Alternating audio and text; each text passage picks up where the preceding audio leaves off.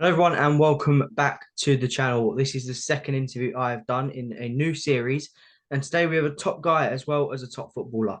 He's played for clubs such as Aldershot Town, Braintree Town, and Chelmsford City. His brother plays for Cray Valley Paper Mills, and recently went on a brilliant run with them in the FA Cup, reaching the first proper round of the FA Cup and taking on League One side Charlton Athletic, taking them to a replay as well, and he played very well in both games. They unfortunately lost in the replay, but what a performance they put in. His dad is a footballing legend, played for professional clubs such as, there's a long list, Charlton, Gillingham, QPR, Norwich, Derby, Colchester, Ipswich, my club Millwall, come on you lines, Leighton Orient, Stevenage, Barnet, Whitehawk, Cray Valley Paper Mills, and VCD Athletic. He's also got a very high following on TikTok with over 100,000 followers and over 3.4 million likes. Please welcome to the show, Kalan Lisbie. Hello, mate. How are you? I know you come back from an injury. How's that going? Yeah, so right. I'm still recovering now. Had a ligament issues behind my knee, but it's all right. I've got another 2 to 3 weeks, and then I should be perfect. Lovely. Firstly, then I wanted to ask you about your upbringing. Really, as a child, your dad was playing in the Premier League. That Yeah, must have been amazing watching your dad playing week in, week out at the highest level of English football. No? yeah, 100%. There's a picture of me there when he scored the hat trick against Liverpool. But I think for growing up, it was mostly him at Orient because that's when I would have sort of been watching him every week. Saw him at Wembley. Like honestly, it's been amazing, and it's been something that I can look up to. Do you know what I mean? Some people it's not as prominent, but it's been in my home, so it's a great example to have, man. I think that's why me and my brothers are fighting for it because we can see that it's possible, and I think the big reason why I'm trying to obviously make my page is to show other people that it's possible as well. So yes, it's been brilliant, man. Yeah, brilliant. You've navigated non-league yourself. How have you found that? Yeah, non-league. I'm loving it to be. I'm loving it. I'm big on the physicality side of football and the technical, and I'm loving it to be fair, and I'm learning. My brothers went the academy route. Me, I stopped playing football for a bit, so I just had to go down that non-league route. But yeah, it's teaching me a lot, and it's teaching me how to play men's football, which is the main thing, man. I'm loving it. Yeah. Um, I want to talk to you about that FA Cup run. You know, you was in the stands at Charlton. I was in the press box, but um, I just want to ask you, how was that? You know, watching your brother playing in Charlton in the Valley. I mean, I'm a Millwall fan, but it's a good stadium. Yeah, but Yeah.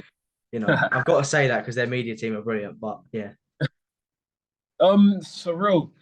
Sometimes I had to actually just look around and really like deep where I was and the situation and my dad's commenting and my brothers are playing.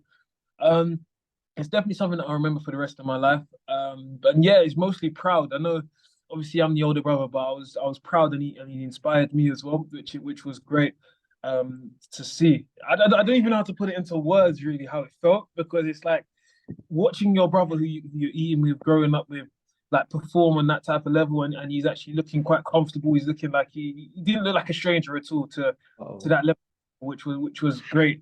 And then when he actually took the penalty, I was on crutches at the time, and I crutched away all the way to the other side of the stadium where it was grass pitch, so that I didn't want to watch. And then I heard the screaming, and I ran back with my crutch. So yeah, it was great. But yeah, I couldn't watch him take the pen. It's too much for me. Way too much. yeah, it's packed down there as well as at the replay as well. Obviously, they don't get many people in there, but for that game, must have Yeah. been like surpassed their capacity really. um, Talked about your injury then, mate. What's actually happened? And obviously, you said another few weeks before you can return. Yeah. What's actually happened? Um.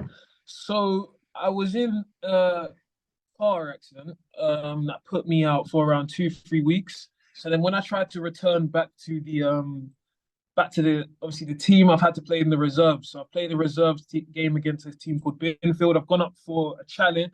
It was in the air. It was meant to just be a volley, but their players come in late. He's kneed the inside of my knee, and I think I've damaged like the IT band. And luckily, all praise to God, it was just a sprain, but it could have very easily been something more serious. So I thought it would just be 2 weeks. It's ended up being around 6 to 8. So it's big. I think the one thing I'm learning a lot about myself during injury, and sort of just keeping myself engrossed in football. The amount of Dorking Wanderers I'm watching, that I don't think you understand.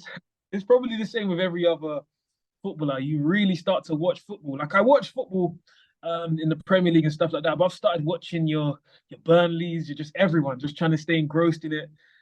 Watching championship games, all sorts, man. I'm loving it. Yeah, brilliant. I'm recovering from an ACL injury myself, and honestly, like coming back from injury, um, the mental bit of it is mad, isn't it? Yeah, it's easy to just say the mental's crazy, but people don't understand. Because even you, I'm guessing, do you play football then, or just on a?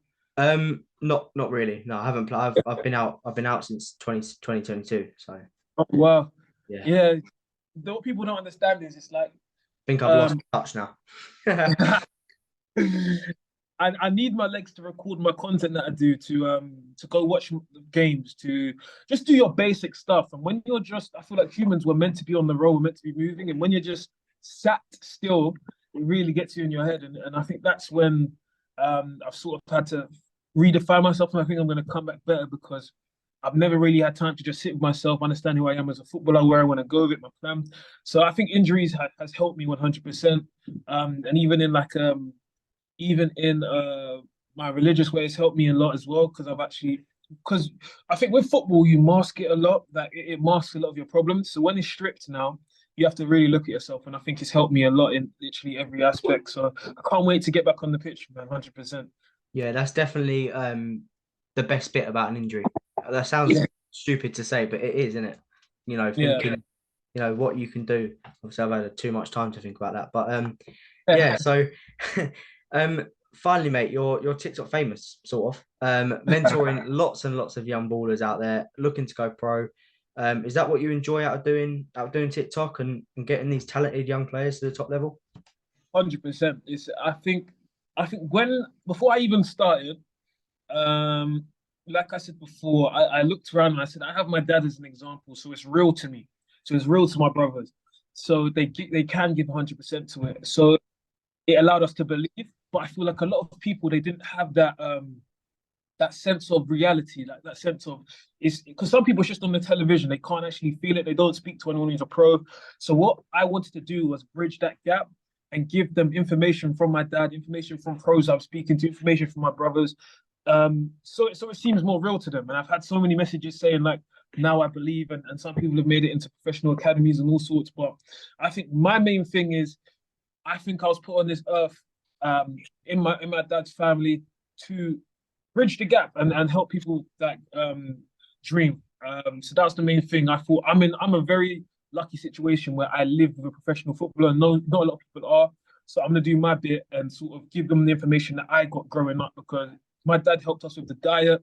My dad helped us with training. He helped us with strength and conditioning, mental health in terms of being a footballer, stories.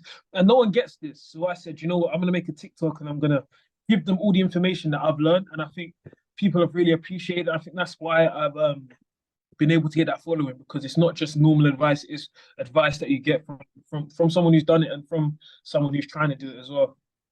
Yeah, exactly, 100%. Mate, thank you very much for coming on.